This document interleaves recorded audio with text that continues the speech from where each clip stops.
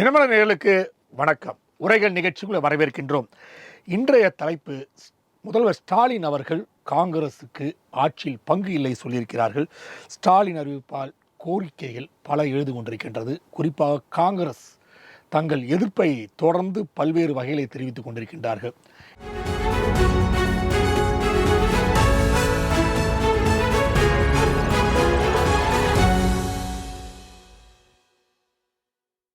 இதை பற்றி நம்மிடம் பேசுவதற்காக பத்திரிகைக்காரர் கோவிந்தராஜன் வந்திருக்கிறார். வணக்கம் சார்.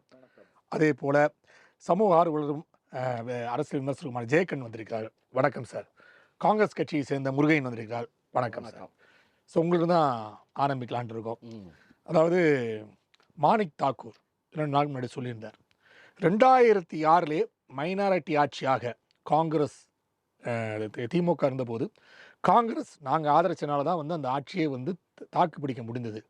அந்நேரத்தில் நாங்கள் கேட்டிருக்கணும் அந்த ஆட்சியின் பங்கு, அதை விட்டுட்டோம். இப்போ அது எங்களை பாதிக்கிறது அப்படின்ற விஷயத்தை சொல்கிறார். அதனால் இந்த வாட்டியாவது நாங்கள் அதை கேட்டாகணும் அப்படின்னு சொல்கிறாப்புல. நீங்கள் எப்படி சார் பார்க்குறீங்க இந்த ஆட்சியில் பங்குன்ற விஷயத்தை? அனைவருக்கும் வணக்கம்.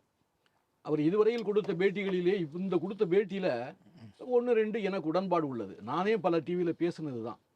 2006 நிச்சயமாக மைனாரிட்டி கவர்மெண்ட் 96 இடங்களை பெற்று கலைஞர்கள் ஆட்சி அமைக்க முடியாமல் தடுமாறி கொண்டிருந்த பொழுது 18 இடங்கள் பாட்டாளி மக்கள் கட்சி, நாங்கள் 34 இடங்களில் வெற்றி பெற்றிருக்கிறோம். ஆனால் நாங்கள் எங்களுக்கு ஆட்சியில் பங்கு கொடு என்று நாங்கள் ஓரளவுக்கு பேரம் பேசி கொண்டிருந்த போது பாட்டாளி மக்கள் கட்சி எப்படியோ மடக்கி அவர்கள் நிபந்தனையற்ற ஆதரவு 18 இடங்களுக்கு அப்படின்னு சொல்லி கவர்னர்ட்டையும் கொடுத்துட்டாங்க, கலைஞர்ட்டையும் கொண்டாந்து கடிதம் கொடுத்துட்டாங்க. அப்படி கொடுக்கும்போது அப்புறம் அந்த 1-2 புதிரி கட்சிகள்லாம் சேர்க்கும் போது கிட்டத்தட்ட 117 இடத்துக்கு வந்துடுறாங்க. அதுக்கப்புறம் நாங்கள் ரொம்பவும் வற்புறுத்த முடியாது. அந்த சூழ்நிலையில் டெல்லியில் எங்கள் தலைவர் சோனியா காந்தியிடம் போய் என்ன சொன்னாங்க, பாண்டிச்சேரியில் எங்களுக்கு நீங்கள் அமைச்சரவையில் பங்கு கொடுக்க வேண்டாம், தமிழகத்தில் நாங்கள் உங்களுக்கு அமைச்சரவையில் பங்கு கொடுக்க முடியாது, இதுதான் நம்மளுக்குள்ள ஒப்பந்தம் அப்படின்லாம் பேசுனதுனாலையும் டெல்லியில் திமுக மந்திரிகள் 7-8 பேர் இருந்தாங்க. அப்போ திமுக ஆட்சிக்கு இந்த நம்மளுடைய காங்கிரஸ் ஆட்சிக்கு, டாக்டர் மன்மோகன் சிங் ஆட்சிக்கு இவங்களும் உறுதுணையாக இருக்கிறாங்க, கூட்டணியில் இருக்காங்க. அப்போ நம்ம இதையும் பார்க்க வேண்டியிருக்கு. அகில இந்திய அளவில் மந்திரி சபையில் இடம்பெற்றிருக்கிற ஒரு கட்சியாக இருக்குது. ரெண்டாவது இதை பாண்டிச்சேரியும் தமிழகத்தையும் சமப்படுத்தி அது ஏமாத்திட்டாங்க. அது சோனியா காந்திகிட்ட சொல்லும்போது அவங்க அதை சாதாரணமாக எடுத்துக்கொண்டாங்க. திமுக ஏமாத்திட்டாங்கன்னு சொல்ல வரீங்க? ஆமாம். சரி. திமுக தன்னுடைய பேச்சு உண்மையினால் ஏதோ சாமர்த்தியத்தினால் கலைஞர் எதையோ ஒன்று சொன்னார். சோனியா காந்தி அதுக்கு ரொம்ப முக்கியத்துவம் கொடுக்கல. ஏன்னா டெல்லி கவர்மெண்ட்டை காப்பாற்றுறது 5 வருஷத்துக்கு அதான் முக்கியமாக இருந்தது. அதனால இது தமிழ்நாட்டில் இது 2 மந்திரி வர்றது என்ன வராது என்ன அந்த மாதிரி அவர் கொஞ்சம் அலட்சியமாக எடுத்துக்கொண்டு கலைஞருடைய வார்த்தைக்கு, அவர் வயதுக்கு, அவருடைய அனுபவத்துக்கு கட்டுப்பட்டு ஓகே ஓகே மேடம் அப்படின்னு சொல்லிட்டாங்க. ஓகே சார்னு இது சொன்னதுனால அந்த ஆட்சியை நாங்கள் ஆதரிக்க வேண்டிய கட்டாயத்தில் தள்ளப்பட்டு விட்டோம். அதில் நான் தான் முதல்ல பேட்டி சத்தியமூர்த்தி முன்னால நான் அந்த டிவியில் பேசுகிறேன்னு சொன்னால் இன்னைக்கு அது காரணமே அந்த பேட்டி தான். நான் அதில் சொன்னேன், 67 நாங்கள் தோல்வி கண்டதிலிருந்து கிட்டத்தட்ட 50 ஆண்டு காலம் எந்த ஆட்சி பொறுப்புள்ள அதிகாரத்திலையும் நாங்கள் இல்லாமல் இருக்கிறோம். இப்பொழுது ஒரு வாய்ப்பை தமிழக மக்கள் கொடுத்திருக்கிறார்கள். இப்பொழுது எங்களுடைய 34 இடங்களை இல்லாமல் அவர்கள் 5 ஆண்டு காலம் ஆட்சியை நடத்துவது கடினமாக இருக்கும். எனவே மரியாதைக்குரிய கலைஞர் அவர்கள் ஒரு 2 பேராவது 2 காமராஜ் தொண்டர்களுக்கு அவர் மந்திரி சபையில் வாய்ப்பு கொடுத்தால் நாங்கள் நன்றி உள்ளவர்களாக இருப்போம், சந்தோஷப்படுவோம். இருந்தாலும் எங்கள் தலைவர் சோனியா காந்தி என்ன அறிவிக்கிறாரோ அதை நாங்கள் ஏற்றுக்கொள்வோம் அப்படி சொல்லி முடித்தேன். சோனியா காந்தி சொல்கிறதுக்கு முன்னால் நான் பேசினது இது என்ன. அப்படி பேசும்போது இந்த காரணங்கள்னால அப்போ நம்ம விட்டு கொடுத்து போகின்றது. 5 ஆண்டு காலம் எந்த பிரச்சனையும் பண்ணல, சுமூகமான ஆட்சியை நடத்துவதற்கு நாங்கள் ஒத்துழைப்பாக இருந்தோம். ஆனால் இப்பொழுது ஆட்சியில் பங்கு என்பது மெஜாரிட்டியாக இருந்தாலும் இல்லாவிட்டாலும் ஆட்சியில் பங்கு கொடுப்பது என்பது அவர்களுடைய பெருந்தன்மையை பொறுத்தது. இவருடைய நம்ம மரியாதைக்குரிய முதல்வர் ஸ்டாலினுடைய பெருந்தன்மையை பொறுத்தது. நம்ம மெஜாரிட்டியாக 118க்கு மேலே வந்தால் கூட காங்கிரஸுக்கு நம்ம ஒரு 2 இடம் கொடுப்போம், விடுதலை சிறுத்தைகளுக்கு ஒரு சீட்டு கொடுப்போம், கொடுக்கறது அவருடைய பெருந்தன்மை. அப்படி இல்லைன்னா சட்டப்படி 118க்கு மேலே ஜெயிச்சு வந்துட்டாங்கன்னா அவங்கள்ட்ட இனி ஆட்சியில் பங்கு கொடுக்கணும்னு கட்டாயப்படுத்த முடியாது. ஆனால் 118க்கு கீழே வந்திருக்காங்க, அப்படி வரக்கூடாது. நான் அப்படி ஒன்று நான் நினைக்கிறேன்னு யாரும் குற்றச்சாட்டு விடாது. ஆனா மனசுக்குள்ள நினைச்சுக்கிறீங்க திமுக தனிப்பெரும் மெஜாரிட்டி வரக்கூடாதுன்னு இவர் நினைக்கிறார், நினைக்க வேண்டாம். அப்படி நினைச்சாதான் பங்கு கிடைக்கும். இல்ல, என்டிஏ கூட்டணி மிகப்பெரிய பலம் பொருந்திய கூட்டணி. இனிமேல் இப்ப இருக்கிற பலத்துல ஜெயிக்க முடியாது. இனிமேல் கொண்டு இன்னும் சில கட்சிகள் சேர்ந்து அது பலம் பொருந்திய கட்சியாக உருவாகி தமிழக மக்கள் மத்தியில் மிகப்பெரிய கடுமையான போட்டி என்டிஏக்கும் இந்தியா கூட்டணிக்கு இருக்குன்னு நினைக்கிற அளவுக்கு வந்தால் ஒரு கால அவர்களும் மெஜாரிட்டி வர முடியாது. வந்தாலும் கூட அது கூட்டணி ஆட்சி தான். என்டிஏ. ம். அது மாதிரி வந்து இங்கேயே வந்து தனிப்பெரும் மெஜாரிட்டி வர முடியாத ஒரு சூழ்நிலை அமைந்தால், அப்படி அமைந்தால் ஒரு 100 இடம் ஜெயிக்கிறாங்கன்னு வச்சுக்கோங்க திமுக. நாங்க ஒரு 20 இடம் ஜெயிச்சிருக்கிறோம். ம். அப்பொழுது நிச்சயமாக 2006 நம்ம மாணிக்க தாக்கூர் சொன்னது மாதிரி அந்த ஒரு விஷயத்திலே நான் உடன்படுறேன். 2006 நாங்க ஏமாந்தது போல அல்லது நாங்கள் விட்டு கொடுத்தது போல எப்படினாலும் எடுத்துக்கங்க. இந்த முறை அது மாதிரி விட்டு கொடுக்கவும் முடியாது, ஏமாறவும் முடியாது, அவர்கள் ஏமாற்றவும் முடியாது. கண்டிப்பா சார். எங்களுக்கு ஏதாவது 2 பேரோ 3 பேரோ ஏதோ அது அவருடைய பெருந்தன்மையை பொறுத்தது. ம். அமைச்சரவையில் பங்கு துணை முதல்வர் கூட தரலாம். அதெல்லாம் அப்புறம் சரி. ஏதோ ஒரு ஆட்சியில் பங்கு, அதிகாரத்தில் பங்கு அப்படின்னு கொடுத்தாருன்னு சொன்னா நன்றி உள்ளவர்களாக இருப்போம். இது எங்களுடைய கனவா கூட போலாம்.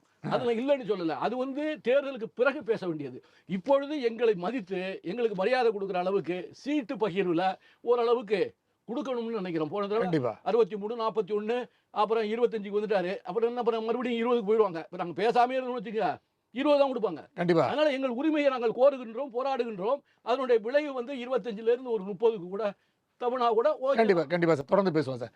சார் ஜெயகண்ணன் சார், இப்ப பார்த்தீங்கன்னா அவர்கள் வைக்கிற கோரிக்கைகள், அதாவது வந்து ஒரு 6 அமைச்சரவையில எங்களுக்கு 6 சீட்டு வழங்க வேணும். 41 சீட்டுகளை எம்எல்ஏ சீட்டுகள் வழங்க வேண்டும். அதில் 6 பேர் வந்து எங்களுக்கு அமைச்சரவையில் கம்ஃபர்டபுளாக எங்களுக்கு தர வேண்டும் அப்படின்ற விஷயத்தை வைக்கிறாங்க. ராஜ்சபாவும் கேட்குறாங்க, ஒரு ராஜ்சபா கேட்குறாங்க. ப. சிதம்பரத்துக்கு ஒரு ராஜ்சபா கேட்குறாங்க என்ற விஷயமெல்லாம் சொல்லப்படுகிறது. சில விஷயங்கள் ப. சிதம்பரத்துக்கு ராஜ்சபா போன்ற விஷயங்கள்லாம் கூட ஒத்துக்கலாம். ஆனால் 41 சீட்டு ஆட்சியில் பங்குன்றது எங்களால் இயலாத விஷயம் அப்படின்னு ஸ்டாலின் அவர்கள் வந்து நேற்று முன்தினம் நடந்த நிகழ்வில் வந்து வெளிப்படையாகவே சொல்லியிருக்காரு. ஸோ இது திமுகவுக்கு காங்கிரஸ் ஒரு அழுத்தம் தருகிறதா, எப்படி சார் பார்க்குறீங்க? உறுதியாக அழுத்தம் தருகிறது. ம். அண்ணன் முருகன் போன்றவர்கள்லாம் யதார்த்தத்தை பேசுகிறார்கள். அது வந்து தவறில்லை. என்னுடைய நீண்ட கால அரசியல் அனுபவத்தின் வாயிலாக கடந்த கால அனுபவங்களை பேசுவது என்பது வேறு. ஆனால் கூட கள யதார்த்தம் என்பது உண்டு. ம். தமிழ்நாட்டை பொறுத்தவரை கூட்டணி ஆட்சிக்கு வாய்ப்பில்லை என்பதை பலமுறை உறுதி செய்யப்பட்டது. ஆனால் மாணிக்கம் தாகூர் போன்ற அவர்கள் கடந்த நாடாளுமன்ற தேர்தல் அவருடைய வெற்றியை இந்த நாடு அறிந்தது. கேப்டன் விஜயகாந்த் அவர்களுடைய மகனோடு கடுமையான போட்டியில் வென்றிருக்கிறார். திராவிட முன்னேற்ற கழகத்தின் உறுதுணையோடு வென்றிருக்கிறார். இருந்தாலும் கூட அந்த கூட்டணியின் குந்தகத்தை ஏற்படுவது போல அவருடைய பேச்சு அமைந்திருக்கிறது என்பது உண்மை. அண்ணன் சொல்றது போல இந்த கூட்டணி சம்பந்தமாக எப்ப நீங்க பேசணும்? இந்த தேர்தலை முடிந்தது பிறகு ஒருவேளை திராவிட முன்னேற்ற கழகத்திற்கு மெஜாரிட்டி சீட்டுகள் வரவில்லை என்றால் காங்கிரஸ் உறுதுணையோடு ஆட்சி அமைக்க வேண்டிய சூழல் வந்தால் அங்கு பேச வேண்டிய செய்தி. கரெக்ட். இப்பொழுது பேச வேண்டிய செய்தி, இந்த திராவிட முன்னேற்ற கழகத்தின் கூட்டணி கடந்த வரலாற்றிலே இந்த மாதிரியான 4 பெரிய தேர்தலில் சந்தித்த கூட்டணி எதுவுமே இல்லை. உங்களுக்கே தெரியும். நாடாளுமன்ற தேர்தல்களில் 2ம் கடந்த சட்டமன்ற தேர்தலையும் என்று இந்த கூட்டணி எந்த வகையிலுமே உங்களுக்கு வந்து பாதிக்கப்படாமல் திரு மு.க. ஸ்டாலின் அவர்களுடைய வெற்றிகரமான ஒரு கலைஞர்கிட்ட கூட இந்த அளவுக்கு கூட்டணியை கொண்டு போன காலம் இல்லை. அதுதான் உண்மை. ஆனாலும் கூட திரு ஸ்டாலின் அவர்கள் காங்கிரஸ், கம்யூனிஸ்டுகள், விடுதலை சிறுத்தை மற்ற கட்சிகள் அனைத்தையும் அரவணைத்து செல்லக்கூடிய ஒரு தலைவராக இருக்கிறார். அந்த அடிப்படையில் பார்க்கின்ற போது காங்கிரஸில் இருப்பவர்கள் கள யதார்த்தத்தை புரிந்து கொள்ள வேண்டும். அண்ணன் முருகையன் போன்றவர்களை நான் வந்து கோபப்படுத்துவதாக நினைக்க வேண்டாம். காங்கிரசுக்கு எங்கு தொண்டர்கள் உண்டு? நான் பலமுறை அண்ணன் கிட்ட கேட்டிருக்கேன். நிர்வாகிகள் இருக்கிறார்கள், தொண்டர்கள் உண்டா? உங்கள் கட்சியில் இருந்து வந்து கட்சி கொடியை கட்டி கொண்டு கோஷம் போடுவதற்கென்று ஆட்கள் உண்டா? மக்கள் ஆதரவு உண்டு. மக்கள் ஆதரவு தான். நான் சொல்றேன், உங்க கட்சிக்கென்று தொண்டர்கள் உண்டா என்ற நேரடியாகவே நான் இல்ல, நீங்க தளபதி மாவட்ட செயலாளர் தளபதி கேட்கிற கேள்வி எல்லாம் கேட்டீங்க. நான் ஒரே ஒரு உண்மையான செய்தியை சொல்லிடுறேன். காங்கிரஸ் என்பது அந்த காலி பெருங்காய டப்பா உண்மை. நான் ரொம்ப மதிப்பு குறைவா நான் பேசல. அதை நான் ஒரே ஒரு செய்தி, மதிப்பு குறைவா சொல்ல. எங்கள் கட்சி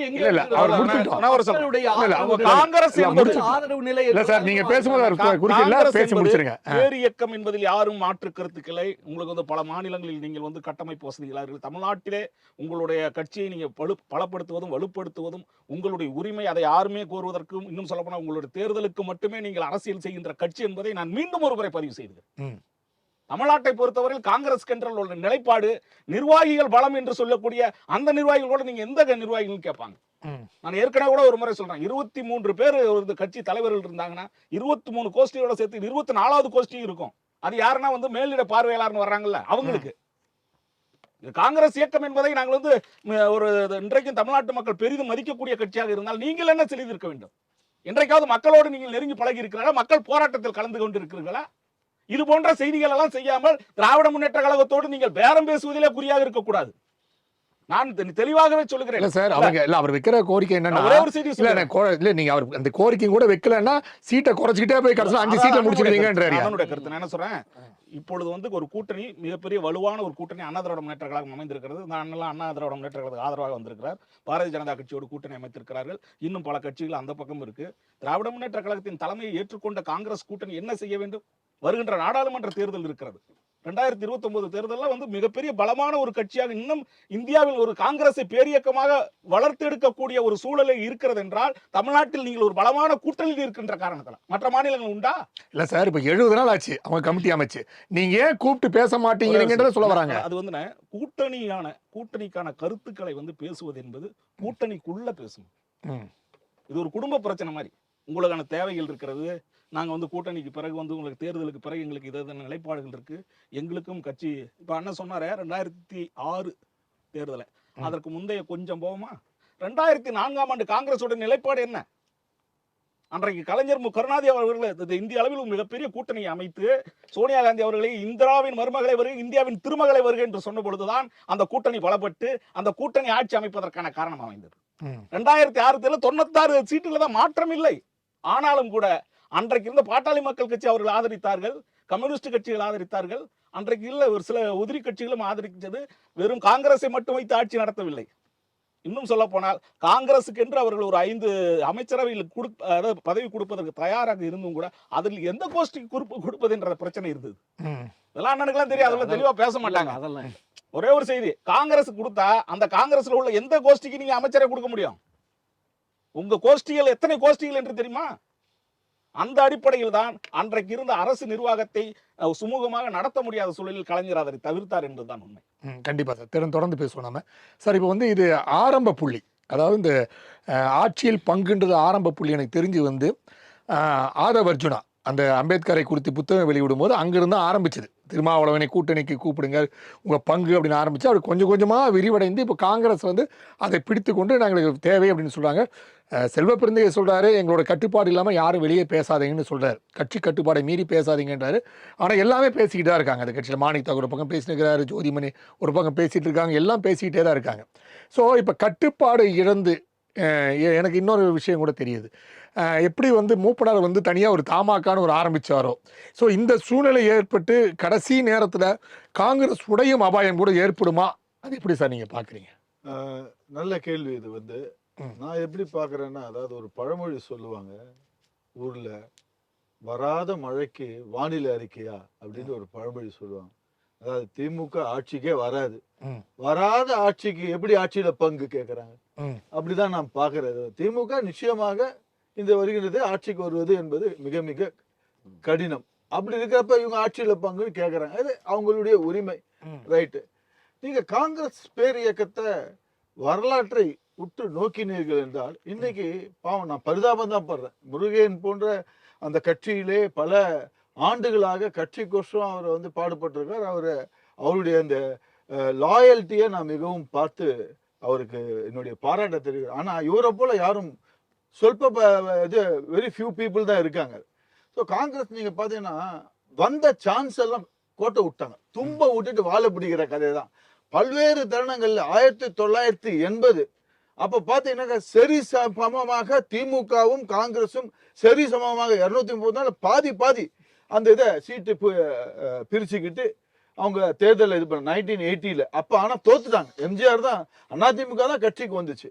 அப்ப காங்கிரஸினுடைய வாக்கு வங்கி திமுகவுடைய வாக்கு வங்கி நீங்க பாத்தீங்கன்னா அப்ப காங்கிரஸினுடைய வாக்கு வங்கி திமுக வாக்கு ஏறத்தாழ சரிசமமாக இருந்தது. திமுக 22%, காங்கிரஸ் ஏறத்தாழ ஒரு 20% வாக்கு வங்கி வச்சிருந்தாங்க. இன்றைக்கு காங்கிரஸுடைய வாக்கு வங்கி பாத்தீங்கன்னா அப்படியே கொஞ்சமா சரிந்து 2006 எடுத்தீங்கன்னா காங்கிரஸுடைய வாக்கு வங்கி 8%. இன்றைக்கு காங்கிரஸுடைய வாக்கு வங்கி பாத்தீங்கன்னா 4%. அரசியல் என்னைக்குமே ஒரு பேரமோ ஒரு அவங்க கூட ஒரு டிமாண்ட்ஸ் வைக்கிறதா இருந்தானா வாக்கு அரசியல் தான், அங்க வாக்கு வங்கி தான். நீ எவ்வளவு உனக்கு பலம் இருக்கிறது, ஓட் ஷேர் எவ்வளவு, ஓட் பர்சன்ட், அதுதான் வந்து பேசி அது மூலியமா தான் நீங்க இது பண்ணி. இன்றைக்கு காங்கிரஸுடைய வாக்கு வங்கி பார்த்தீங்கன்னா ஏறத்தாழ 4% கூட கம்மியா தான் இருந்துட்டு இருக்கிறாங்க. ஸோ அப்படி இருக்கிற பட்சத்துல அவங்க வந்து கேட்கக்கூடியது நடக்கும்னா நேற்றைக்கு இந்த இந்தியா இல்ல சார் நீங்க சொல்றீங்க பட் முருகையன் சார் சில நாட்கள் முன்னாடி பேசும்போது அவர் என்ன சொன்னார்னா எங்களுக்கு கிட்டத்தட்ட 10% வாக்குகள் இருக்கிறது, அது சிறுபான்மை வாக்குகள் ஃபுல்லா எங்க கிட்ட தான் இருக்கு அப்படின்ற விஷயத்தை அவர் அடித்து சொல்றாரு சார். இல்ல சார், அதாவது இப்ப காங்கிரஸ் அவர் நினைச்சிட்டு இருக்கிறாரு, அவருடைய கள நிலவரம் யதார்த்தம் என்னன்னா இன்றைக்கு காங்கிரஸ் சென்ற தேர்தலில் எடுத்து பண்ணி 4% தான் அவங்களுடைய வாக்கு 4க்கு மேல கிடையவே கிடையாது. போட்டி போடுறோமோ அதை பொறுத்து சதவீதம் வருது சார். நீங்க 50 இடம் கொடுங்க, 40 இடம் 30 இடம் ஜெயிச்சா கூட 50 இடத்தினுடைய ஓட்டு நீங்க கேட்டு வாங்கி கணக்கு வருது இல்ல, அதனாலதான் நாங்க சீட் அதிகமா கேட்கிறோம். வாக்கிறோமோ இல்லையா 234 தேர்தல்ல கூட நிக்கலாம். அது நிக்கலாம். கண்டிப்பா சார். இவர் கருத்தை முடியட்டும். 20% ஓட்டு வாங்க முருகையன் சார் புரியுது, உங்களோட ஆக்ரோஷம் புரியுது. ஓட்டு வாங்கணும். இல்ல தனியா நின்னுக்கும் போது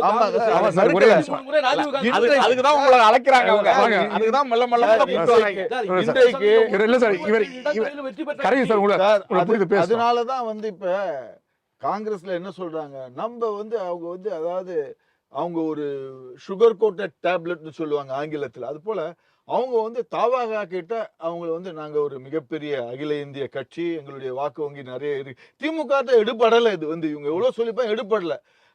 தாவாக கிட்ட போயிட்டு நாங்க அங்க போயிட்டு வைக்கிறாங்க. இல்ல அவங்க என்ன நினைக்கிறாங்கன்னா, இப்ப காங்கிரஸ் சில தலைவர்கள் நினைக்கிறாங்கன்னா, இப்ப திமுகவோட இருந்தா தமிழகத்தில் மட்டும்தான் இருக்க முடியும். இப்ப தாவேக்காவோட இருந்தனா விஜய் சப்போர்ட்டுங்கிறது கேரளாவில் இருக்குது, புதுச்சேரியில் இருக்குது. ஸோ புதுச்சேரி கேரளா போன்ற மாநிலங்களில் விஜய் ரசிகர்கள் அதிகப்படியாக இருக்கிறனால ஒரு புத்துணர்ச்சி கிடைக்கும் காங்கிரஸுக்கு.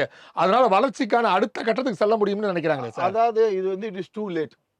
அதாவது இன்னும் விஜய் வருவார் காத்துட்டு இருக்கிறாங்க. காங்கிரஸ்லயும் இதே போல அதாவது பல்வேறு ஃப்ரீலான்ஸ் கன்சல்டன்ட்லாம் இருக்கிறாங்க. ஸோ அது போல் காங்கிரஸில் சில ஃப்ரீலான்ஸ் கன்சல்டன்ட்லாம் இருக்காங்க. அவங்கெல்லாம் பேசுகிறவங்க. ஆனால் நிச்சயமாக இது எப்படின்னா திமுக காங்கிரஸ் 2 பேருக்கும் ஒருத்தருக்கு ஒருத்தர் தயவு தேவை. அதாவது திமுகவிற்கும் காங்கிரஸுடைய தயவு தேவை, காங்கிரஸுக்கும் திமுகவுடைய தயவு தேவை. இது ஒரு ஆரம்பத்துலேருந்து பார்த்தீங்கன்னா அப்படிதான் இருந்துட்டு இருக்கு அரசியல் இது பயணம். காங்கிரஸ் திமுக 2 பேர் ஒருத்தருக்கு ஒருத்தர்.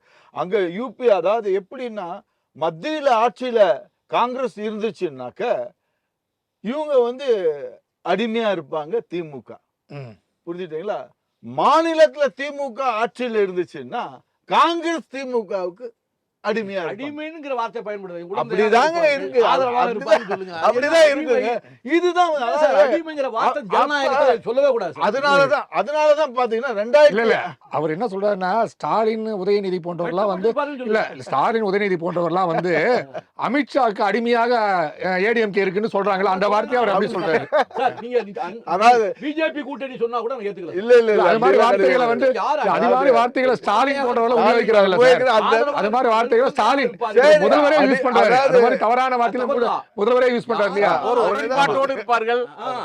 அதே போல இப்ப நம்ம நண்பர் சொல்லியிருந்தாரு ஜெயகிருஷ்ணன் அவர்கள் ஜெயக்கண்ணன் அவர்கள் குறிப்பிட்டாரு.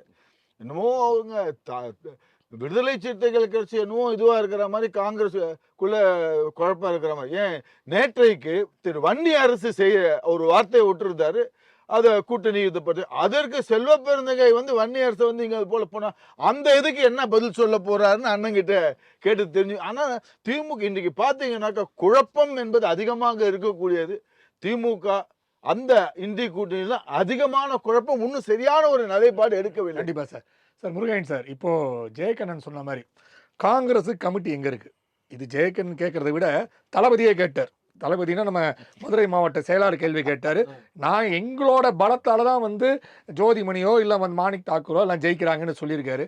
நேற்று ராஜகப்பன் சொல்லியிருக்காரு, 2-3 பேர் என் உயிரை வாங்குறாங்கப்பா காங்கிரஸ் கட்சிக்காரங்க அப்படின்ட்டு உங்களை தொடர்ந்து திமுக இருக்கவங்களாம் விமர்சனம் செய்து கொண்டே இருக்கின்றார்கள். ஆமா இல்ல விமர்சனம் தான் சொன்னேன், விமர்சனம் செய்து கொண்டே இருக்கின்றார்கள். அந்த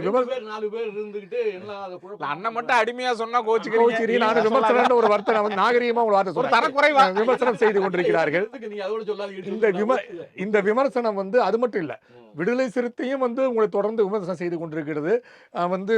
செல்வ பெருந்தகை எங்களுக்கு பாடம் எடுக்கக்கூடிய சூழ்நிலை எல்லாம் தேவையில்லை அப்படின்னு வன்னியரசு சொல்றாரு. வன்னியரசு ஒரு அறவேக்காடுன்னு செல்வ பெருந்தகை சொல்றாரு. இது போல ஒரு கூட்டணி ஒரு சரியாகாம ஜெல்லாகாமே அந்த கூட்டணி இருந்துக்கிட்டு எப்படி சார்? ஏன்னா முதல்ல தளபதி விஷயத்துக்கு சொல்லுங்க, இவர் விஷயத்துக்கு சொல்லுங்க. இவரும் அதான் சொல்லியிருக்காரு, சார் ஆளே கிடையாது காங்கிரஸ், காலப்பெரியங்க பாடி பெருங்காய் டப்பான்றாரு. நீங்க எப்படி சார் கமிட்டி வாரியா சொல்றீங்க? ஏன்னா பூத் கமிட்டி அடித்த அமைப்பு விஷயத்தில் பார்த்தீங்கன்னா திமுக, அதிமுக, பாஜக தான் வருது. அதுக்கப்புறம் தான் வந்து மற்ற கட்சிகள் வருது. அதில் காங்கிரஸ் வரவே இல்லை எலெக்ஷன் கமிஷன் கொடுத்த விஷயத்திலேயே.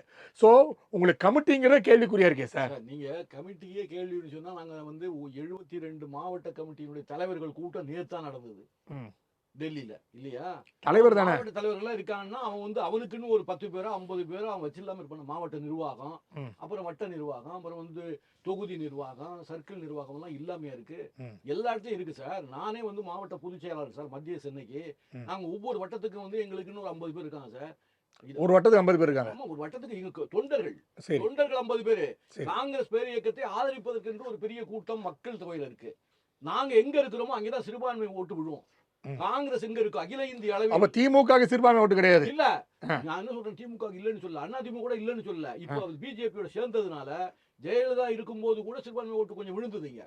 நான் இல்லன்னு சொல்லல. எம்ஜிஆர் இருக்கும்போது அதிகமான இல்ல ஓட்டு திமுக இருக்கா இல்லையான்றீங்க. திமுகவுக்கு இருக்கு சார். ஆனா பெரும்பாலான ஓட்டு இந்திய அளவில் பிஜேபிக்கு எதிராக போராடுகின்ற ஒரே இயக்கம், பேர் இயக்கம், ஒரு எதிர்கட்சி. அப்ப திமுக வெற்றி பெறுவது காங்கிரஸ் தான் காரணம். காங்கிரஸ் வந்து முக்கிய காரணம் சார். நான் வந்து அதை சொன்னா அது ஒரு இதா நினைக்காதீங்க. இந்திய அளவில் ஒரு மதசார்பற்ற கட்சியாக குடிபறக்கின்ற மிகவும் ஆணித்தரமாக பேசக்கூடிய ராகுல் காந்தி தலைமையாக கொண்ட ஒரு இயக்கம், 100 பேரை கொண்ட பாராளுமன்ற உறுப்பினர்கள் கொண்ட, இன்னைக்கும் அதுதான் அதிகாரப்பூர்வ எதிர்கட்சி.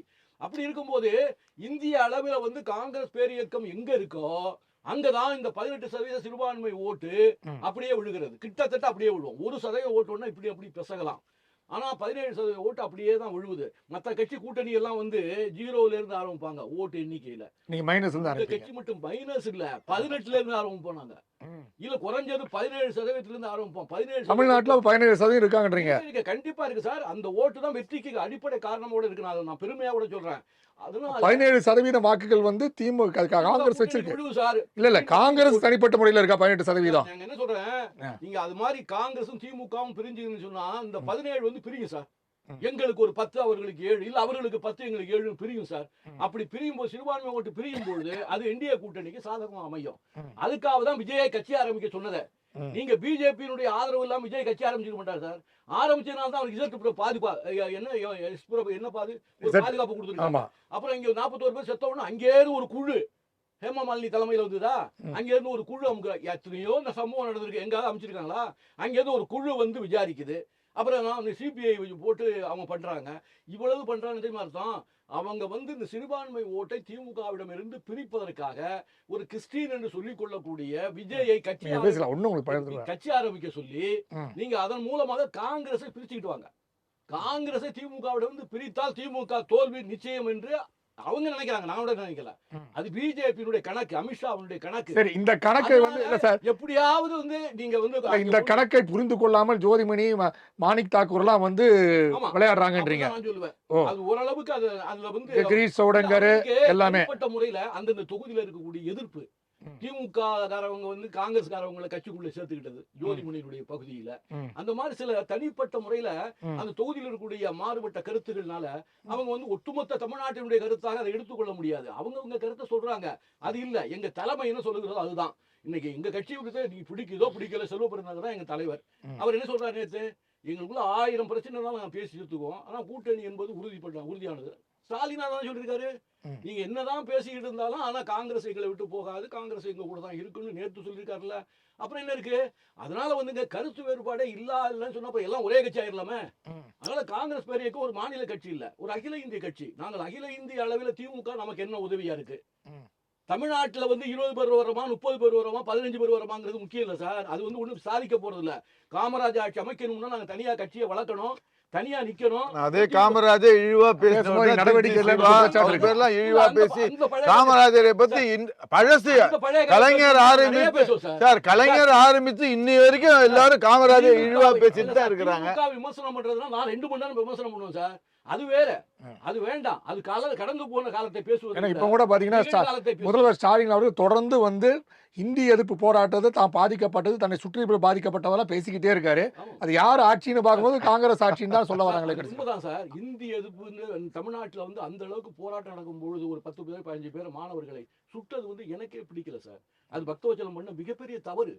பக்தவச்சலம் ஆட்சியில நடந்த அந்த தவறு இந்திரா காந்தி எல்லாம் சப்போர்ட்டா தானே சார் இருந்தாங்க. அதான் சொல்றேன், எங்க ஆட்சியா இருந்தா கூட சார் இந்திய எதிர்ப்பு ஸ்ட்ரைக் நடத்துறது அவனுடைய உரிமை, அவன் நடத்துறான். ஆனா அந்த மாணவர்களை ஒரு 10-15 பேரை சுட்டதுங்கிறது மக்கள் மத்தியில் காங்கிரஸோட மிகப்பெரிய தவறுன்றீங்க. தவறுதான். அது மட்டும் இல்ல சார், நீங்க எம்ஜிஆரை வந்து எம்.ஆர். ராதா சுட்டாரு. எம்.ஆர். ராதா பெரியார் கட்சியினுடைய ஆளு. அவர் வந்து காங்கிரஸோட ஆதரிக்கிறாரு. பெரியார் வந்து காங்கிரஸ் ஆதரிச்சு பிரச்சாரம் பண்றாரு 67ல. அப்ப என்ன தெரியுமா நினைக்கிறாங்க, காங்கிரஸ் தான் சுட்டுது அப்படின்னு பட்டம் சூட்டி போஸ்ட் அடிச்சு தமிழ்நாடு பூரா ஒட்டி விட்டாங்க. அது வந்து ஒரு முக்கியமானது. ஏன்னா எம்ஜிஆருக்கு வந்து கட்சி ஆதரவு இருக்க ஒரு பக்கம் இருக்க, பொதுமக்கள் மத்தியில வந்து ஒரு ஆதரவு இருக்கு. தொடர்ந்து பேசுவோம் சார். அதுதான் இந்த காங்கிரஸ் கட்சி 67ல தோத்ததுக்கு காரணம். அப்போ கூட பாருங்க 48% ஓட்டு காங்கிரஸ் வாங்கி இருந்தது. இப்ப அது இல்ல 50 இடங்கள்ல இவர் சொல்ற மாதிரி 4% இல்ல சார், நீங்க சொல்ற மாதிரி இவர் ஜெயக்கண்ணன் சொல்ற மாதிரி காலி பெருங்காய டப்பா கதையே ரொம்ப நேரம் பேசிட்டு இருக்கோம். காலி பெருங்காய டப்பா அவர்தான் சார் சொன்னாரு. 52 இடங்கள்ல இருந்து 100 இடங்கள்ல பாராளுமன்றத்துல ஜெயிச்சிருக்கோம் சார். கண்டிப்பா நீங்க சார். வந்து நாங்க காங்கிரஸ் இல்லாத இந்தியா உருவாக்குறோம்னு சொன்ன பிறகுதான் நாங்க டபுள் ஆயிருக்கிறோம். 52ல இருந்து 100 கண்டிப்பா சார். அதிகாரப்பூர்வமான எதிர்க்கட்சியா வந்திருக்கோம் காங்கிரஸ். சரி சார். அத நீங்க காலி பெருங்காய டப்பா அவர்தான் சார் சொன்னாரு. இதை எல்லாரும் ஒரு எவனோ ஒருத்தன் சொல்லிவிட்டான், அதை திருப்பி மாத்தி சரி. சொல்லிட்டு இருக்கீங்க. இல்ல சார், நீங்க அதெல்லாம் அந்த ஜெயக்கண்ணன் சார் அப்படிலாம் சொன்னா எல்லாரும் நாங்கெல்லாம் தனியா நின்னு தமிழ்நாடு பூரா 234 தொகுதி தனியா போட்டு இல்லைங்க சார், காட்டுங்க யார் கண்டிப்பா சார். வேணும்னு காட்டுங்க. இந்த சவாலை விட்டு காட்டுங்க. பிஜேபி கால் ஊன்றுவதற்கு நாங்க ஒரு வழி மாட்டோம். காரணம் கூடாதுங்கிறதுனால நாங்க அதை செய்யல. ஜெயக்கண்ணன் சார், இப்ப வந்து சார் சொல்ற மாதிரி வந்து அவர் வந்து இது ஒரு பக்கம் காங்கிரஸையும் ஆதரிக்கிறாரு, ஒரு பக்கம் காங்கிரஸையும் விமர்சிக்கிறாரு, அவர் செய்த தவறுகளையும் சொல்றாரு, மனசாட்சியா பேசுறாரு. மனசாட்சியோட பேசுறாரு. இந்தி எதிர்ப்பெல்லாம் வந்து நான் கண்டிப்பா ஆதரிக்கணும்னு சொல்லியிருக்காரு, தமிழ்நாட்டை சேர்ந்தவராக ஒரு தமிழராக பேசுகிறார். ஆனா இது வந்து மத்திய காங்கிரஸ் ஒத்துக்குமான்றது அது மிகப்பெரிய விஷயம். ஆனா இப்ப வந்து ஸ்டாலின் அவர்கள் சொல்வது போல இது வந்து தமிழக மக்கள் எல்லாம் வந்து ஏற்றுக்கொள்ளக்கூடிய சூழ்நிலை எல்லாம் வந்து கூட்டணி என்பது மிகப்பெரிய கேள்விக்குறியா இருக்கும்போது ஸ்டாலின் இப்ப என்ன சொல்றாரு, சொல்லப்பட்ட விஷயம் கனிமொழி அவர்கள் வந்து டெல்லியில் போயிட்டு ராகுல் காந்தியை சந்திக்கும் போது வந்து இந்த இவரை வந்து கிரீஷ் அப்படிங்கிற வேண்டாம், எங்களுக்கு முகில் வாசனிக்கு அனுப்புங்க, அவர் வந்து எங்களுக்கு ஏதுவாக இருப்பார், பேச்சுவார்த்தைக்கு நிறைய இருப்பார்னு சொன்னபோது அதையும் கூட வந்து இன்னும் காங்கிரஸ் ஏற்றுக்கொள்ளாமல் அப்படியே இழுத்தடிச்சு அப்படியே விட்டுட்டாங்க. ஸோ அந்த மாதிரி பிரச்சனை. நேற்று கூட பார்த்தீங்கன்னா, நேற்று டெல்லியில் நடந்த கூட்டத்திற்கு கிட்டத்தட்ட 72 மாவட்ட செயலாளர் கலந்து கொண்டிருக்காங்க. அப்போ வந்து செல்வ பெருந்தகையோட உடன் இருக்க அமைப்பு செயலாளர் ராம்மோகன் வந்து எல்லாருக்கும் ஃபோன் பண்ணி, நீங்கள் நாளைக்கு கூட்டத்தில் நடக்கும்போது திமுகவுடன் சொல்லுங்கள், திமுக ஆதரிப்பதா சொல்லுங்க அப்படின்னு சொல்லி தொலைபேசி மூலமாக சொல்லியிருக்காரு. ஆனால் அங்கே இருக்கிற மாவட்ட செயலாளர் பலரும் என்ன தலைவர்கள் என்ன சொல்லியிருக்காங்கன்னா, இல்லை தாவேக்காவோட போனால் தான் எங்களுக்கு பெட்டராக இருக்கும், ஏன்னா வந்து எல்லா வகையிலும் எங்களுக்கு வெற்றிகர செய்கிற ஒரு விஷயமா இருக்கும். ஏனென்றால் திமுக செய்கின்ற பல விஷயங்கள் எங்க தலைலாம் வந்து விடியுது, அவர் எந்த தவறு செய்தாலும் எங்க தலைலாம் விடியுது. ஆனால் சொகுசான வாழ்க்கை திமுக அனுபவிக்குது, பிரச்சனைகள் மட்டும் எங்க மேலே விடியுது அப்படின்னு ஒரு குற்றச்சாட்டு இருக்கு. இது எப்படி சார் பார்க்குறீங்க?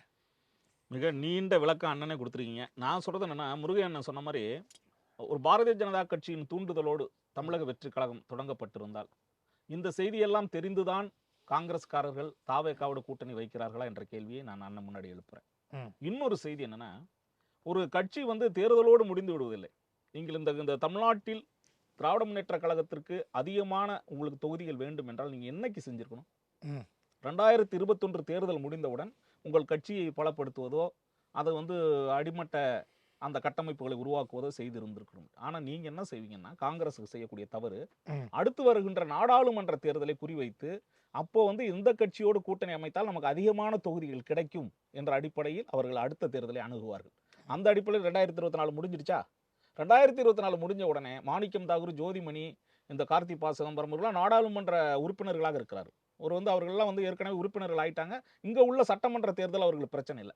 இப்போ என்னன்னா, அவங்களுக்கு திடீர்னு பார்த்தீங்கன்னா ஞானோதயம் ஏற்பட்டது போல, காங்கிரஸுக்கு என்று மிகப்பெரிய ஒரு வாக்கு வங்கி உள்ளது போல பேசுவார்கள். நான் சொல்லுகின்ற செய்தி என்ன, ஏற்கனவே காங்கிரஸோடு கூட்டணி அமைப்பதற்கான முதன்மையான காரணம் கடந்த கால வரலாற்றை விடுங்க. இப்பொழுது திராவிட முன்னேற்ற 2004 குறிப்பாக 2014 நாடாளுமன்ற தேர்தலை தவிர அனைத்து தேர்தல்களிலும் காங்கிரஸோடு கூட்டணி வைத்திருக்கிறது. இன்னும் சொல்ல போனால் இப்பொழுதும் சொல்கிறேன், திராவிட முன்னேற்ற கழகத்தின் மேஜர் பார்ட்னர் காங்கிரஸ் தான். மற்ற கட்சிகளை விட இன்றைக்கும் அதிகப்படியாக முக்கியத்துவம் கொடுக்கப்பட்டு கொண்டிருக்கிற ஒரு கட்சினா காங்கிரஸ் தான். இல்ல அவரே ஸ்டாலினே சொல்லி முடிச்சார், அவர் குடும்ப சகோதரா இருக்காரு. அந்த அளவிற்கு இருக்கும்போது ஒரு பாண்டிங்னு சொல்லலையா, அதாவது காங்கிரஸை எதிர்த்து தான் திராவிட முன்னேற்ற கழகம் தொடங்கப்பட்டது, அதுதான் வரலாறு. இந்திய எதிர்ப்பு போராட்டத்தில் காங்கிரஸை எதிர்த்து தான் போராடினோம், அதெல்லாம் வரலாறு, நான் மறுப்பதற்கில்லை. ஆனாலும் காங்கிரசின் மனதிலே மாற்றம், இன்றைக்கு மாநில கட்சிகள் வளர்ச்சி அடையும் பொழுது பாரதிய ஜனதாவோடு ஒப்பீட்டளவில் காங்கிரஸ் சிறந்த கட்சியாக எங்களுக்கு இருக்கு. அந்த அடிப்படையில் பார்க்கின்ற போது தேசிய அளவில் காங்கிரஸ் தலைமையையும் மாநில அளவில் திராவிட முன்னேற்ற கழகத்தின் தலைமையை ஏற்றுக்கொண்டு நாங்கள் உடன்பாடுகள் செய்து கொண்டிருக்க போது இந்த தேர்தல் என்பது மிக முக்கியமான தேர்தலாக இருக்கிறது. இல்ல சார், அவர் இன்னொரு விஷயம், 18% வாக்கு காங்கிரஸ் இருக்குன்றாரு, உண்மையா? அண்ணன் சொல்லக்கூடிய செய்தி என்னன்னா, அண்ணன் சொல்லக்கூடியது வெறும் காங்கிரஸில் மட்டும் வந்ததில்லை. காங்கிரஸ் திராவிட முன்னேற்ற கழகம் கூட்டணி வைத்திருப்பதால் மக்களுடைய ஆதரவை குறிப்பிடுவதாக நான் நினைக்கிறேன். அந்த 18% என்பது இயல்பாக திராவிட முன்னேற்ற கழகமும் காங்கிரசும் கூட்டணி அமைக்கின்ற போது பொதுமக்கள்ல இருந்து ஒரு ஆதரவு அலை இருக்கும். அந்த அலை வந்து எப்பொழுதுமே பாத்தீங்கன்னா அது வந்து ஒரு கூட்டணியை ஆதரிக்கின்ற மனநிலை இருக்கும். அண்ணன் சொல்லக்கூடிய சிறுபான்மையினர், இன்றைக்கு சிறுபான்மையினர் எல்லாருக்குமே வாக்களிக்கக்கூடிய ஒரு சூழல் இருக்கு. நம்ம இந்த அண்ணா திராவிட முன்னேற்ற கழகத்துக்கு அதனால பிஜேபியோட கூட்டணி அமைச்சனால விட்டுற மாட்டாங்க. அதாவது இங்க வந்து சிறுபான்மையினர் இங்க கிறிஸ்தவர்கள் முஸ்லீம்கள் மட்டும் இல்ல, மற்ற எல்லாருமே அதுக்குன்னு சில பேர் இருக்கிறாங்க இல்லையா, சிறுபான்மையினர் நலன்களை பேசக்கூடிய அனைவருக்கும் அதற்கான ஆதரவு உண்டு. நான் சொல்லக்கூடிய செய்தி, இந்த 2026 தேர்தல் முற்றிலும் ஒரு வித்தியாசமான தேர்தலாக இருக்கிறது. புதிதாக அண்ணா திராவிட முன்னேற்ற கழகத்தோடு பாரதிய ஜனதா கட்சி வலுவான ஒரு கூட்டணியை போல் அமைந்திருப்பதால் இன்றைக்கு காங்கிரஸ் வந்து இதை பயன்படுத்தி கொண்டு திராவிட முன்னேற்ற கழகத்தில் பேரம் பேசுகின்ற அந்த செயலை செய்யக்கூடாது. ஒண்ணு, தமிழக வெற்றி கழகத்தோடு உங்களுக்கு கூட்டணி அமைப்பதற்கு விருப்பம் இருந்தால் அதற்கான நடவடிக்கையில நீங்க தேசிய தலைமையில் சொல்லி எடுக்கணும். நீங்க பேசுறது கிடையாது. நீங்க இங்க இருக்கக்கூடியவர்கள் பேசிவிட்டு இங்க உள்ள தலைமையை, இங்க உள்ள நான் செல்வ பெருந்தகை அண்ணன் அவரு வந்து இங்க உள்ள விடுதலை சிறுத்தைகளையோ மற்ற கட்சிகளையோ பேசுவது அல்ல. நீங்க தேசிய தலைமையில் பேசி, ஒருவேளை உங்களுக்கு மாற்று கூட்டணி அமைக்க வேண்டிய அவசியம் இருந்தால் நீங்க அங்க பேசி, ஒருவேளை திராவிட முன்னேற்ற கழகத்தோடு நாங்கள் நண்பர்களாக விலகுகிறோம், எங்களுக்கு வேறு கூட்டணியில் வந்து அதிகமான தொகுதியில் தருகிறார்கள், நாங்கள் வருகின்ற தேர்தலில் வந்து அதிகாரத்தில் பகிர்வை நோக்கி நகர்கிறோம், இப்படிங்கிற தெளிவாக சொல்லிட்டு போகலாம். ஆனால் அந்த பதில் அல்ல. இது எப்படின்னா திராவிட முன்னேற்ற கழகத்தை மிரட்டி பார்க்கின்ற செயல். எப்பொழுதுமே நான் என்ன சொன்ன, ஒரு கட்சியை வந்து நீங்க மிரட்டி பார்த்து அதன் மூலமா அதிகமான தொகுதியில் வாங்கின 2011 என்ன நடந்தது? ஒருபுறம் நீங்கள் 2G வழக்கை விசாரணை செய்து கொண்டே இன்னொரு உடன்பாட்டை நடத்தி 63 தொகுதியில் எத்தனை தொகுதியில் ஜெயிச்சிங்க கேட்போமா இல்லையா? 4 எம்எல்ஏக்களை நம்ம தான் வெற்றி பெற்றதாக வரல. நான் சொல்லக்கூடிய என்ன, காங்கிரஸுக்கு என்றன உங்களுக்கு தேர்தல் பணிகளை செய்வதற்கு திராவிட முன்னேற்ற கழகத்தின் உதவி தேவைப்படுகிறது, மற்ற கட்சிகளோட உதவி தேவைப்படுகிறது. நீங்கள் எம்எல்ஏக்களாகவும் எம்பிக்களாகவும் வருவதற்கு மிக எளிமையாக வந்து விடுகிறீர்கள். அப்படி என்றால் மக்களோடு உங்களுக்கான இணைப்பு இல்லை, பிணைப்பு இல்லை. அப்படி ஒரு சூழல் அமைகின்ற பொழுது நீங்கள் உங்களுடைய கட்சி கட்டமைப்பு வசதிகளை செய்துவிட்டு அந்த தொண்டர்களை வளர்த்தெடுத்து விட்டு நீங்கள் தொகுதிகளை கேட்க வேண்டும் இல்லையா? திராவிட முன்னேற்ற கழகத்தினுடைய செயல்பாடு அரசு ஆளுங்கட்சியாக இருக்கிறது. அந்த ஆளுங்கட்சியாக இருக்கும்போது சில பல சவால்களை எதிர்கொள்கிறோம். அந்த சவால்களை நீங்கள் என்ன உங்களுக்கு பிடித்திருந்தால் நீங்கள் ஆதரிக்கலாம், இல்லை என்றால் நீங்கள் எதிர்க்கட்சியாக தொடரலாம். நாளைக்கே நாங்கள் வந்து ஒரு காங்கிரஸ் தேசிய அளவில் ஆளுங்கட்சி ஆனிச்சுன்னா திராவிட முன்னேற்ற கழகம் முழுமையாக ஆதரித்து விடாது. தமிழர் நலனுக்கு எதிராக நீங்கள் செய்தால் எதிர்ப்போம். நீங்க எதிர்க்கட்சியா இருந்தா என்ன செய்யணும்? காங்கிரஸ் வந்து இன்றைக்கு கூட்டணி கட்சியா எதிர்த்த மாதிரி தெரியலங்க. மத்தியில யூபி ஆட்சியில தமிழகத்துக்கு திராவிட முன்னேற்ற பல்வேறு துரோகம் செய்திருக்கு. அப்பலாம் என்ன எதிர்த்தீங்க நீங்க? வந்து பட்டியல போட்டனா ஒரே ஒரு செய்தி நான் சொல்லிறேன். நான் முடிச்சறேன். ஆட்சியில் மன்மோகன் சிங் ஆட்சி நான் முடிச்சறேன். ஆட்சிய பணிகள் வந்து நான் முடிச்சறேன். சப்ஜெக்ட் வெளியே போயில இருங்க. நான் முடிச்சறேன். ரொம்ப முக்கியமான செய்தி சொல்லிறேன். திராவிட முன்னேற்ற கழக கூட்டணி மீது உங்களுக்கு உடன்பாடு இல்லை என்றால் மிக தெளிவாக தேசிய தலைமையோடு பேசி அதற்கான முடிவை அறிவிங்கள். நான் என்ன சொல்றேன்னா, திராவிட முன்னேற்ற கழகத்தோடு தான் உங்களுக்கு கூட்டணி அமைக்க வேண்டும், அதிக தொகுதி வேண்டுமானால் அதை சுமூகமாக பேசி தீர்க்கலாம். நான் சொல்லுகிற செய்தி என்றால், பாரதிய ஜனதா கட்சி 3 முறை அங்கு நாடாளுமன்ற தேர்தலில் வெற்றி பெற்றிருக்கிறது. காங்கிரஸ் பெரிய கத்தால் அங்கு ஆட்சி அமைக்க முடியவில்லை. இந்த சூழலில் திராவிட முன்னேற்ற கழகம் போன்ற நம்பகமான தோழனை கைவிட்டு விடுவது உங்களுக்கு அழகல்ல. வருகின்ற 2029 தேர்தல் நாடாளுமன்ற தேர்தல் நீங்கள் வெற்றி கொள்ள வேண்டும் என்றால் திராவிட முன்னேற்ற கழகத்தை போன்ற தோழமை கட்சிகள் அவசியம் என்பதை இங்கே பதிவு செய்து கொண்டு, இந்த தேர்தல் என்பது சட்டமன்ற தேர்தல், இங்கு கூட்டணி கட்சிக்கான வாய்ப்பு, ஆட்சிக்கான வாய்ப்பு இல்லை என்பதை மீண்டும் ஒரு முறை முதல்வர் சொல்லியிருக்கிறார். இன்னொரு செய்தி, இது போன்ற சச்சரவுகளை நீங்கள் பேசி தீர்ப்பதும் அண்ணா திராவிட முன்னேற்ற கழகத்தின் கூட்டணிக்கு நீங்களே வழிவிடுவது போல அமையும். சார், இப்போ இன்னொரு விஷயம், இப்போ சோனியா காந்தி வந்து திமுகவுடன் தான் இருக்க வேண்டும் என்று விருப்பப்படுறாங்க. ராகுலுக்கு மட்டும்தான் தாவேகா பக்கம் போகலாமா அப்படின்னு ஒரு எண்ணம் இருப்பதாக சொல்லப்படுகிறது. அது சோனியா என்ன சொல்கிறாங்கன்னா, நமக்கு பார்லிமெண்ட்டில் எந்த பில்லு வந்தாலும் நமக்கு சப்போர்ட்டாக இருக்கக்கூடியது வந்து திமுக. கிட்டத்தட்ட பார்த்தீங்கன்னா ஒரு 30 நாடாளுமன்ற உறுப்பினர் வந்து லோக்சபாவில் ஒரு 30 பேர் திமுக, ராஜ்யசபாவில் ஒரு 10 பேர் இருக்காங்க. பல்வேறு பில்லை கொண்டு வரதுக்கு ஈஸியாக இருக்குன்னு சொல்கிறாங்க. ஆனால் நேற்று ஒரு 3 நாளாக பார்லிமெண்ட்டில் பல்வேறு பிரச்சனை எழுப்பிட்டு இருக்காங்க, காங்கிரஸ் எழுப்பிட்டு இருக்காங்க. ஆனால் திமுக அவர்களோட சேரவே இல்லை, அந்த போராட்டத்தில் கலந்து கொள்ளவே இல்லை. ஜோதிமணி போன்றவரெல்லாம் வந்து பிரதமர் முற்றுகை போன்ற விஷயங்களை ஈடுபடும் போது திமுக வெளியே இருந்து அப்படியே நின்ட்டாங்க, வெளியே உள்ளே வரவே இல்லை. ஸோ இது மாதிரி விஷயங்கள்லேயே திமுக காங்கிரஸை ஆதரிக்காமல் பாராளுமன்றம் இருக்கிறது என்று ஒரு குற்றச்சாட்டு காங்கிரஸ்காரர் வைக்கிறாங்க. நீங்கள் எப்படி பார்க்குறீங்க? அதாவது அதே தான் மீண்டும் நான் இது இப்போ சுட்டி காட்ட விரும்புறது என்னன்னா, மத்தியில் காங்கிரஸ் ஆட்சியில் இருந்தான்னா அப்போ அவங்களுக்கு உண்டான ஒரு இதெல்லாம் ஆதரவு நிலைப்பாடு, காங்கிரஸுக்கு ஆதரவு நிலைப்பாடாக இருந்து திமுக செய்வார்கள். அந்த இப்போ எதுவும் கிடையாது. ஸோ அதனால இப்போ மாநிலத்தில் இருக்கிறதுனால இவங்களுடைய இதுதான் அவங்களுக்கு இதுவாக இருக்குது. அந்த இது நிலைப்பாடு எடுக்க மாட்டாங்க. 2வது திமுக எம்பி எல்லாமே இப்போ நாடாளுமன்றத்தில் போய் எதுக்குமே தமிழக நலனுக்கோசம் எதுக்குமே குரல் எழுப்பினது கிடையாது. இதுக்கு மாத்திரம் எழுப்பிட போகிறாங்களா என்பது மிகப்பெரிய ஒரு கேள்விக்குறி தான். நான் எப்படி இது பார்க்குறேன்னா, திரு ராகுல் காந்தி அவர்கள் வந்து இப்போ வரக்கூடியது கேரளாவில் ஒரு முக்கியமான ஒரு காங்கிரஸுக்கு விஜயினுடைய ஒரு ரசிகர்கள் மிகப்பெரிய ஒரு கல்ட் அங்க இருக்குது கேரளால. அதே போல இங்க பாண்டிச்சேரியில இருக்கு. பாண்டிச்சேரியிலயும் இருக்கு. சவுத்துல எடுத்துனீங்கன்னா இப்ப தெலுங்கானா, ஆந்திரா இதெல்லாம் பார்த்தீங்கன்னா அவருக்குன்னு ஒரு ஒரு ஃபேன் ஃபாலோவர்ஸ் ஒரு கல்ட் இருக்கு. ஸோ அதை வந்து காங்கிரஸ் தங்களுக்கு வரக்கூடிய இப்போ கேரளாலையும் எலெக்ஷன் வரப்போகுது. ஸோ கேரளாவில் பிஜேபி இப்போ கால் ஊனிருக்காங்க. அங்கே வந்து ஒரு திருவனந்தபுரம் அந்த மேயர் எலெக்ஷனில் கூட ஜெயிச்சு இது பண்ணியிருக்காங்க. இப்போ பல்வேறு அவங்களுடைய பிரசன்ஸ் இருப்பிடத்தை அவர்கள் இருக்கிறோம் என்று நிரூபித்து காட்டியிருக்கிறார்கள் பிஜேபி. இப்போ காங்கிரஸுக்கு ஒரு மிகப்பெரிய சவால். இப்படியே பிஜேபி வளர விட்டாங்கன்னா அடுத்தது பார்த்தீங்கன்னாக்கா இப்போ எப்படி கர்நாடகாவில் பிஜேபி வளர்ந்ததோ, எப்படி வந்து தெலுங்கானாவில் வளர்ந்துச்சோ, எப்படி ஆந்திராவில் கொஞ்சம் கொஞ்சமாக, அதே போல் கேரளாவிலையும் இது ஒரு பிஜேபி வந்து கொஞ்சம் அப்படியே கொஞ்சமாக இருந்து it will penetrate deeper into south அப்படின்ற ஒரு இதுன்றதுனால ராகுல் என்ன நினைக்கிறாருன்னா, அவர் வந்து தாவாகவோட போடலான்னு அவர் நினைக்கிறார். பட் இது எல்லாமே வந்து பார்த்தீங்கன்னாக்கா விஜய் வந்து இன்னும் ஆசிட் டெஸ்ட் பண்ணல. அவர் எந்த விதமான தேர்தலையும் அவர் வந்து இன்னும் சந்திக்கல. விஜய் வந்து இதுதான் முதல் இது. எல்லோருமே ஒரு ஹேஷியத்தின் அடிப்படையில் தான் அவர் இன்னும் தன்னை நிரூபிக்க இது பண்ணவில்லை. அதனால இப்ப காங்கிரஸ் ஒரு பலப்பரீட்சை. அவங்க காங்கிரஸ் வந்து விஜய்க்கு அந்த ரசிகர்கள் எல்லாம் ஓட்டா மாறுமான்னா நிச்சயமா பல்வேறு தருணங்கள்லாம் நம்ம பார்த்துருக்கோம். ஏன்னா கலைஞரிடம் ஒரு சமயத்துல கேள்வி கேட்டிருந்தாங்க.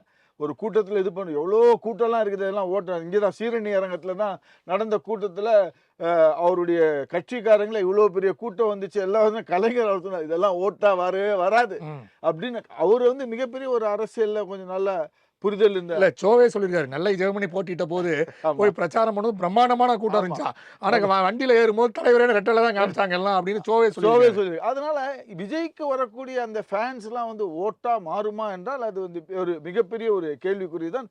2026 போது தான் தெரியும். அப்படியே இருந்தாலும் பாத்தீங்கன்னா இந்த வருகின்ற இந்த தேர்தலில் பாத்தீங்கன்னா ஆங்கிலத்தில் ஒரு பழமொழி சொல்லுவாங்க, பிப் டு த போஸ்ட்.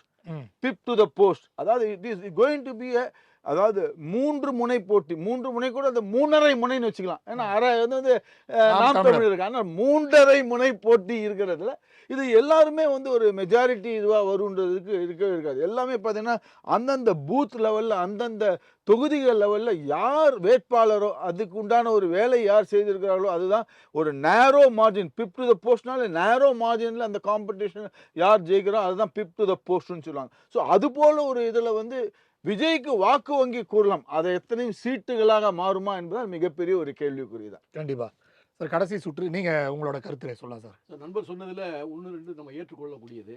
இன்னும் வந்து விஜய்க்கு என்ன வாக்கு வங்கி என்று நிரூபிக்கப்படாத ஒன்று. ஆனால் அவர்களுக்கு கேரளாவில் ஆதரவு இருக்கிறது, பாண்டிச்சேரியில் ஆதரவு இருக்கிறது, அதெல்லாம் சும்மா. கேரளாவில் வந்து ரசிகர் கூட்டங்களா சார், சினிமா நடிகர்களை பார்த்து வாக்களிக்கூடிய கூட்டம் தமிழ்நாட்டில் தான்.